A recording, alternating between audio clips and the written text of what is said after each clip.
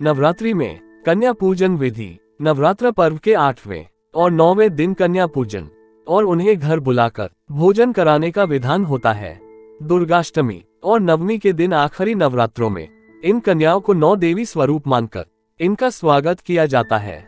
माना जाता है कि इन कन्याओं को देवियों की तरह आदर सत्कार और भोज से मां दुर्गा प्रसन्न हो जाती है और अपने भक्तों को सुख समृद्धि का वरदान दे जाती है।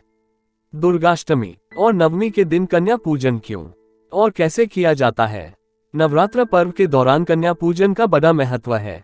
9 कन्याओं को 9 देवियों के प्रतिबिंब के रूप में पूजने के बाद ही भक्त का नवरात्र व्रत पूरा होता है।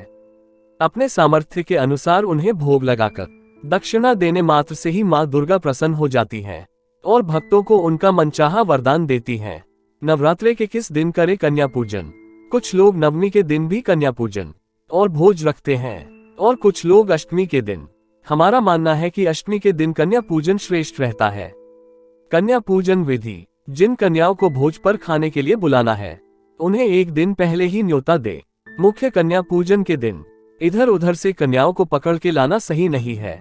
गृह प्रवेश पर कन्याओं का पूरे परिवार के सदस्य पुष्प वर्षा से स्वागत करे और नव दुर्गा के सभी 9 नामों के जयकारे लगाए। अब इन कन्याओं को आरामदायक और स्वच्छ जगह बिठाकर इन सभी के पैरों को बारी बारी दूध से भरे थाल या थाली में रखकर अपने हाथों से उनके पैर धोने चाहिए और पैर छूकर आशीष लेना चाहिए। उसके बाद पैरों पर अक्षत, फूल और कुमकुम लगाना चाहिए। फिर मां भगवती का ध्यान करके इन देवी रूपी कन्याओं को इच्छा अनुसार भोजन कराए। भोजन के बाद कन्याओं को अपने सामर्थ्य के अनुसार दक्षिणा दे, उपहार दे और उनके पुनः पैर छूकर आशीष ले। नवरात्र पर्व पर कन्या पूजन में कितनी हो कन्याओं की उम्र? कन्याओं की आयु 2 वर्ष से ऊपर तथा 10 वर्ष तक होनी चाहिए और इनकी संख्या कम से कम 9 तो होनी ही चाहिए। यदि 9 से ज्यादा कन्या भोज पर आ रही है तो कोई आपत्ति नहीं है। सिर्फ 9 दिन ही नहीं है ये कन्या देवियां। नवरात्रों में भारत में कन्याओं को देवी तुल्य मानकर पूजा जाता है, पर कुछ लोग नवरात्रि के बाद ये सब भूल जाते हैं। बहुत जगह कन्याओं पर शोषण होता है, उनका अपमान किया जाता है। आज भी भारत में बहुत सारे गांवों में कन्या के जन्म पर दुख मनाया जाता है। ऐसा क्यों?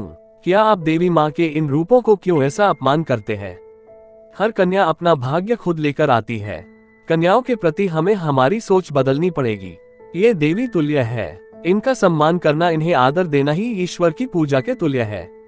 जय माता दी, जय माता दी, जय माता दी।